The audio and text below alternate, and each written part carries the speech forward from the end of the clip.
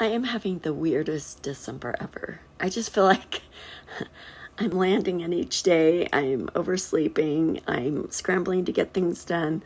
But that's okay because that's life. And sometimes life takes you on a journey that you didn't expect to go. But the one thing that I am learning is to stay positive and to take what comes, because sometimes you just have to make the best of things, especially if you have a type 1 diabetic kiddo. His blood sugar, since he's been sick, has been a little bit wonky, just kind of a mind of its own. So we have to kind of get things back on track. And so a lot of times things go out of whack in the middle of the night. I don't know what it is with type 1 diabetes and 3 a.m., but it's a thing. It's been a thing. Thankfully, we have this.